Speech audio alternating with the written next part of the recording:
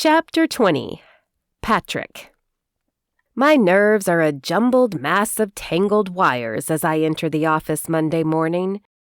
I've tried texting and calling Piper all weekend, but she hasn't responded to either, and neither Dave nor Chris had any good ideas on how to win her back. I know if I can just get her to listen to me, that she'll see how I feel. I just don't want to make our work situation weird.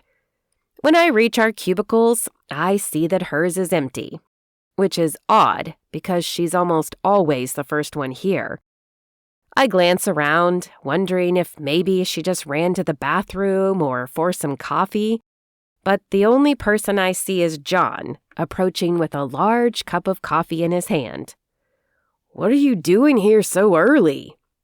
John's shift is usually a few hours after the start of Piper's and mine. He has to work later in the evening, but he claims he doesn't mind as he's such a night owl. "Piper called in sick, so they called me in early. Wish I'd known before I stayed up half the night working on a coding project. Now I'm exhausted, and I'm not sure even this will be enough to keep me awake." He lifts his giant mug, takes a sip, and then grimaces. "I'm going to need some sugar."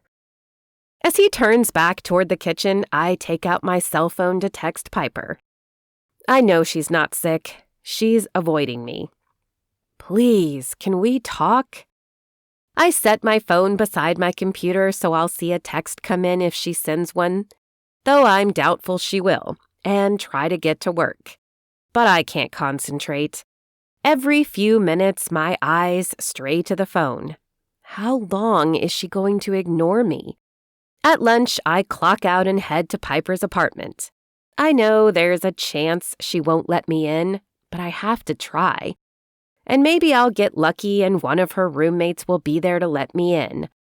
I knock on the door and sigh in relief when it opens. It's not Piper on the other side, but her roommate Belle. At least she's the one I know the best. "Hey, Belle. Is Piper here?" Belle crosses her arms and studies me. "She is, but before I let you see her, you need to tell me why I should let you in." "I need to make her understand that I didn't mean to lie to her and that I'll never let it happen again. It was wrong." Belle tilts her head and narrows her eyes at me. "So why did you do it if you knew it was wrong?" I blow out a frustrated, slightly defeated breath. "Because I've liked Piper for a while, but I knew that Ian destroyed what confidence she had. I didn't think she'd take a chance on me, but she seemed to trust that Dave was just wanting to help with her confidence. So when Chris suggested the speed dating event, I let Piper think Dave had suggested it. It was wrong, but I promise I had the best intentions." Belle studies me a moment longer. "I believe you." "Thank you. Now, can I see Piper?" I step forward, but Belle holds her hand up. "Not so fast. What about the other woman?" "Other woman? What are you talking about?" "The woman you were with at the mall last night. Don't even try to deny it because Hannah saw you." I think back to the previous night and sigh. Chris. She agreed to meet up to talk over ice cream, and then we'd walked through the mall. At one point, Amelia had grabbed both of our hands, and that must have been what Hannah saw. "That woman is my best friend, Chris. We've been friends since high school, but I promise you we are just friends." "Chris, you want me to believe your best female friend is named Chris?" "Chris with a K. It's short for Christina, but she's always just been Chris to me." Belle's face remains stoic a moment longer and then breaks into a relieved smile. "I knew it was a mistake. They don't think I'm a good judge of character, but when I met you, I knew you were one of the good ones." She steps back and lets me enter. "Piper's room is the first one on the left. Good luck." Thanking her, I head toward Piper's door. Belle was tough, but she was just the gatekeeper. Now comes the hard part. I knock on Piper's door. "Come in," she calls. I take a deep breath. She'll be expecting Belle, not me, and I have no idea how she will react. "Hear me out," I say as I enter. Her face immediately clouds. "What do you want?" Then she looks beyond me. "Did Belle let you in? I'm going to have to talk to that girl. I told her I didn't want to see you." "I know, but once she heard my side of the story, she decided you should too." She inhales and stares at me, and for a second, I'm afraid she is still going to kick me out. But instead, she sighs, folds her arms across her chest, and lifts an eyebrow. "You have 5 minutes. "That's all I need. Let me start with yesterday. Belle told me what Hannah saw, but it's not what you think. That woman was Chris." "Chris, like your best friend, Chris?" she asks. "The guy?" "My best friend, Chris, yes, but I never said she was a guy. I'm sorry, I didn't even think to explain that Chris is spelled with a K because it's short for Christina. And while I know you're going to think I hid that on purpose, I didn't. Chris and I have been friends since high school. We even tried to date once way back then, but we quickly realized we were not a good couple, but we were good friends. She's been a part of my life for over a decade, and that won't change. But I can guarantee there are no romantic feelings there. And I'm sorry I didn't tell you it was Chris's suggestion and not Dave's. The truth is, I take a hesitant step toward her. I've liked you from the moment I met you, but I wasn't confident enough to ask you out. When I finally got the nerve, you were dating Ian, and when you broke up, I didn't want to be that guy who looks like he's swooping in to get a girl when she's feeling emotionally down.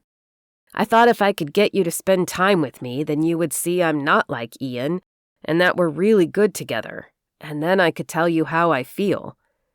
"You could have just told me then," she says with an eye roll. I take another step toward her. "Would you have gone out with me if I had?" She pauses for a moment and sighs. "No, probably not, but I would have appreciated the honesty." "You're right, and I promise you, if you give me another chance, that from here on out, I will not lie to you, not even lies of omission." Her arms fall from her chest and she stands. "I should have talked to you as well.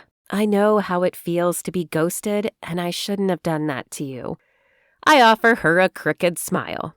"No, you shouldn't have, but I understand why you did." My feet move me close enough that I could reach out and touch her. "So where do we go from here?" she asks. "Well, I'd really like to keep this going. In fact, I'd like to make this official. Tell my daughter, tell work, introduce you to Chris." "You would?" She is still not convinced, and it breaks my heart that she has such a hard time believing me. "I would." I move the final step, and then lift her chin so she's looking up at me. Her eyes widen, but she doesn't look away, and I take that as my cue that it's okay to kiss her. Moving slowly in case she changes her mind, I close the few inches between us and place my lips on hers. The kiss is soft at first, and she is stiff, as if she isn't sure what to do. But as I move my hands from her face to her back and pull her closer, she begins to respond. Her arms circle my neck, and then she's pulling me tighter to her. My heart begins to pound in my chest, and I can hear its drumming beat in my ears. When the rest of my body begins to react, I pull back.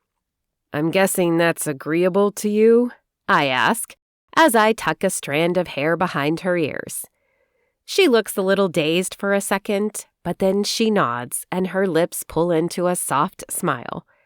"I suppose if you promise never to lie to me again, then I guess I'm willing to give it a try." Good. The alarm on my watch goes off, letting me know it's time to head back to work. "I have to get back, but I'll see you tomorrow." I think I'm feeling better, so maybe I'll head into work as well.